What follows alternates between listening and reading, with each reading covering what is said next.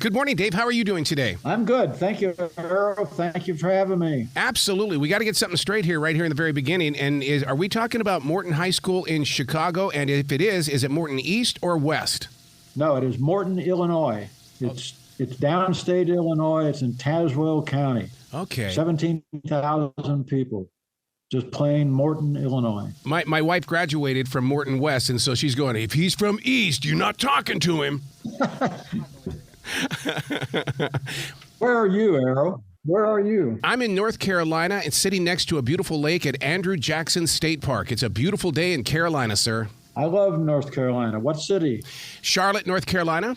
Yeah. What have you done down here in the Carolinas that's been fun? When you come down here, is there an escape that you go to? Because, I mean, you're a writer. Your imagination has to be wide open. Well, my wife and I once wanted to move to North Carolina because I used to go, of course, I did a lot of basketball. Yes. So I was always in, Durham, Durham or Chapel Hill. Oh, yeah. So I played a lot of golf around North Carolina. You've done something with this book, My Home Team, that really does inspire me as a broadcasting instructor, and that is that you're putting focus on small-town girls basketball. If you only knew how many times I try to get these new students, go to the high schools, get the stories. Well, that's a good thing to do, because there's stories everywhere. Mm-hmm. I mean, as I said, I did sports. I've been a sports writer for 50 years at the highest levels of the game, and I had never written about girls' high school basketball. So it was all new to me. It was, I of course understood Title IX in 1972. I did some college women's games, a Final Four one year, 1979. But basically, I had never paid any attention to girls' high school to girls' athletics at all. Yeah. Except, say, in the Olympics or the World Cup. When you can't resist, you can't miss that. But I felt almost an obligation when I started writing about the girls. It's 52% of the population. Yep. Why should we ignore them? And there's stories everywhere. And I discovered that rediscovered that at age 70 when I started writing about girls' high school basketball. Yeah. I mean, if you go in unbiased, if you go in accepting the idea that it's not boys' basketball, it's a different game. Yes, it's got some of the same rules, but they play it on the floor instead of in the air. They're not as quick, they're not as strong, but judged against themselves, it's the same game. And I can't say it was a revelation. I mean, I'm not stupid, right. But at the same time, it was different and it was worthwhile. Mm-hmm. And certainly the girls gain as much from the competition, or maybe even more, than boys do. They're just different, and it was much more fun. I am here 13 years. I've been to 3 boys' games. I've been to 400 girls' games. Wow. And I went to the 3 boys' games kind of by accident. I much more appreciate the girls' game than I do the boys. You're right when it comes to girls basketball, and that is that for many fundraisers that we have done for communities where the radio station would go up and take on smaller towns, and they would have the girls against the guys, and my God, they would kick our butts on that court. Well, I watched the Morton girls play. The coach occasionally would bring in 5 high school boys to play against his girls before big games, before games that he knew they were going to have to be at their best. And the boys for a quarter would dominate the game. By the time they got into the second quarter, the boys were all worn out. Yep. The girls would just run past them all the time. It was a mistake to underestimate the strength and the stamina of girl athletes. And I didn't underestimate it for 50 years. I just didn't notice it. And I'm very happy. I felt almost an obligation once I realized what I had done by ignoring girls for 50 years, It was almost an obligation. Okay, I've got to catch up. I've got to make up for what I haven't done for girls high school basketball in 50 years. One of the things, growing up in Billings, Montana, playing high school basketball, the thing is the girls' basketball was always the opening act. They would have games at 4 o'clock in the afternoon, whereas we would have our games at night. And I think that your book really opens up the door saying, hey, you better think about this one twice. The girls are playing just as hard, if not harder. Well, yeah, and they're good at what they do. I mean, once you accept it as a different game, it's not the same game. You can't judge a girl's game against a boy's game because it's a different game. What the boys can accomplish with strength and quickness and leaping ability, the girls can't do that. But the girls play with more. It's much more of a team game. What a boy may accomplish with one move, the girls may need 3 passes to get the ball to the same place. But if you notice the scores, the girls' scores are basically the same as the boys' scores. So it's not as if the girls are scoring 20 points a game. Right. They're scoring 50, 60, 70, just the same way the boys are scoring. They just do it in a different way. And once you accept that, it's a fun game to watch. It's much more, and to be really bluntly honest about it, it's much more a game that boys are familiar with. The girls in high school basketball play a game that is better than anything I ever played, for instance. And I think that's true in a lot of places. When did you know that it was time to write this story? What were you doing in your everyday world where all of a sudden it's like, wow, I've got my new inspiration for writing a book? Well, this book kind of follows the previous book called Leave Out the Tragic Parts, which I wrote about my grandson's death. Because I could not write that. I had to write that book. I had to find out what happened to my grandson, because I loved him in ways that I had never imagined loving anybody. Mm-hmm. So I needed to write that book. And then the publisher, Public Affairs, wanted a second book, and they suggested a memoir. And that's what this is, and so it's half my time as a newspaper man and half my time writing about the Morton High School girls. And it serves kind of as a prequel and a sequel to the Leave Out the Tragic Parts book, in that it tells about my life and with my wife before Jared's died, before Jared's death, and then it tells what happened after that. So that's the structure of this book. It's I call it 3 acts. There's the first act where I become a newspaper man. Second act is writing about the girls' high school basketball. And the third act is what I'm doing now, whatever it is I'm doing now. What comes now? Where does my life lead me? And that's to be determined. Right. But that's what the point of this book is. That's what I love stories like that, because you're right about that. It's like we all are determined to become something in life, and then all of a sudden, as you mature or age, all of a sudden your story becomes a different path, and you grow with that story, and you're no longer saying, no, I got to be this. You don't have to do that. Just be you in your moment of now. Well, yeah, I think I boil it all down to writer's right. Yeah. I've never wanted to be anything except a writer. And it's the way that I express myself. It's the way that I express what I think about life, what I think about competition. Basically for 50 years I've written about sports, but I've never really cared who won. Yeah. Never cared once who won. I just wanted the best story. I wanted the best human story every time. And that's what I've looked for always. And you can find the best human story everywhere.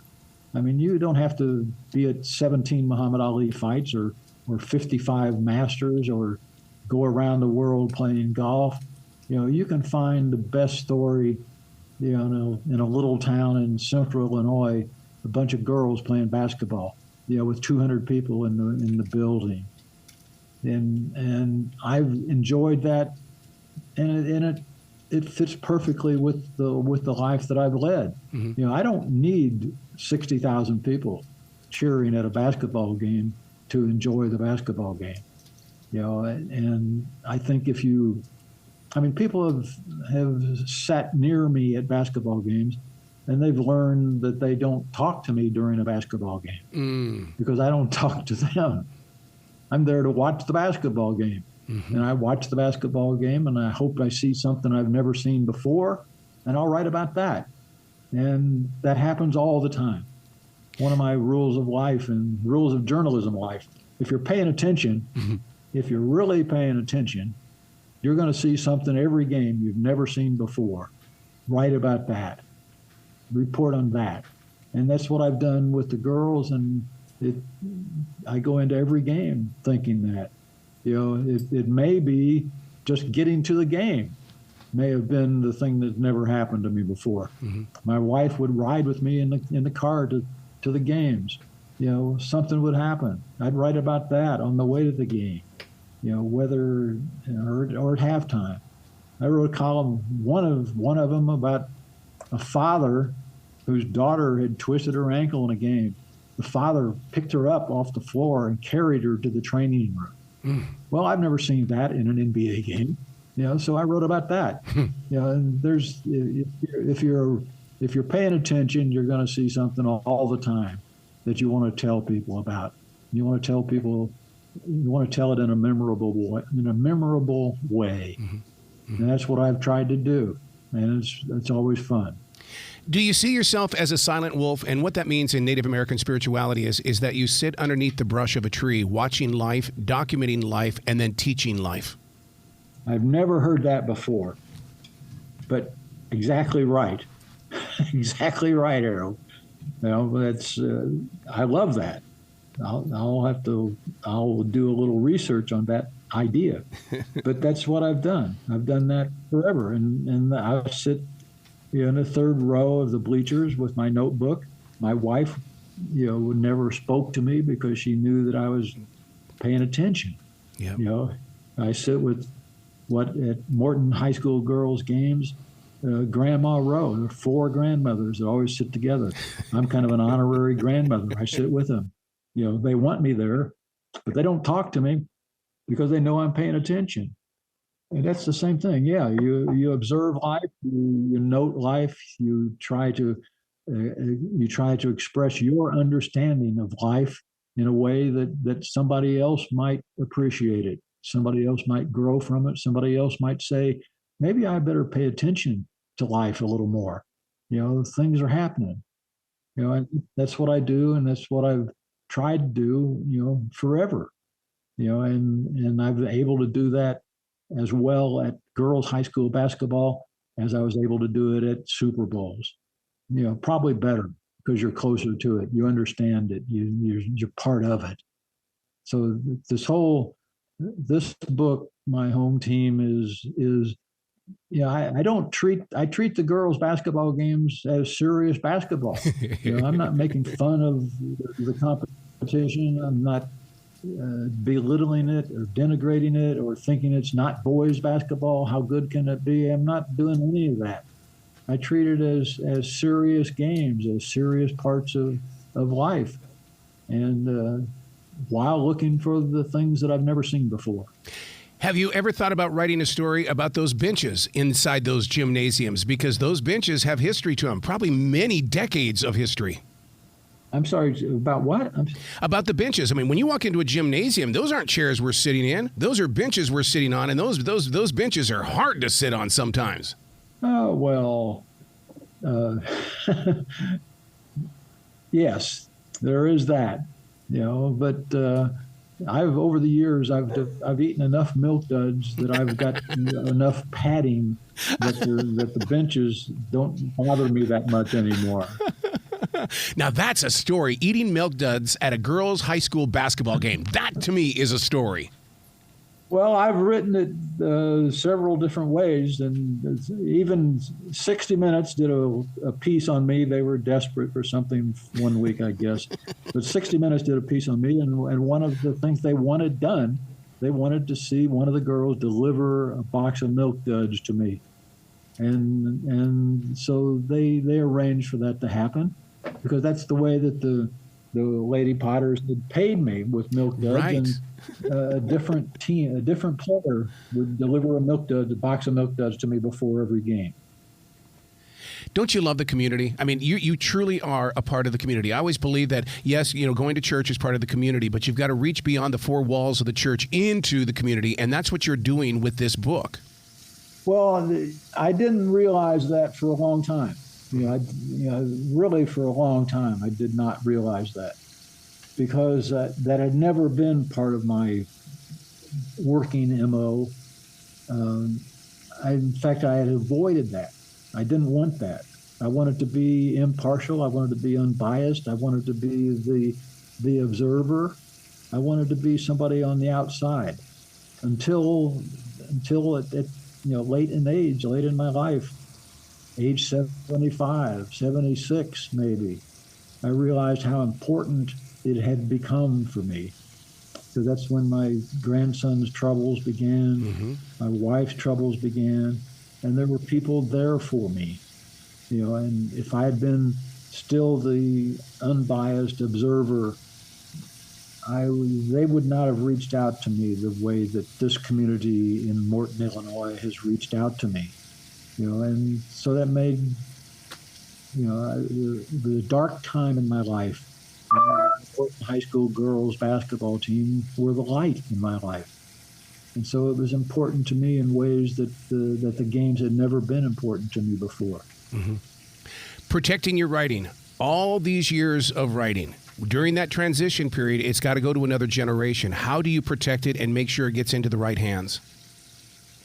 I'm sorry, say that again, Errol. In other words, all of your writing. I've been a daily writer for 29 years. What happens to all of your sports writing, your book writing, everything that well after you've been here? I mean, how do you protect it? Because it is a huge, huge teaching tool. Maybe 3 years ago, in order to clean out my house, right, I donated everything, notes, notebooks, stories, gathered everything that I could find on the internet and donated it to my alma mater, Illinois. I did that, two reasons. One, to just declutter the house, because I had everything everywhere. And two, to leave something there that the university at least thought could be of use to future students. So I've done a lot of that, and I can't even begin to estimate how many words that is, but it's in the millions, because I've been a published writer since I was 15 years old. Wow. So that's a lot of stuff. Yeah. Wow, you got to come back to this show anytime in the future. The door is always going to be open for you, Mr. Dave. Well, you pay attention this year. I'm going to be writing online again. Starting the first game is in the weekend, Thanksgiving weekend. I'll be writing about the Morton High School Lady Potters again, and looking forward to that. And I'm going to keep doing that until I can't do it, or they tell me they don't want me to do it. Well, you be brilliant today, okay, sir? Thank you, Errol. I appreciate your time, appreciate your questions. I love this.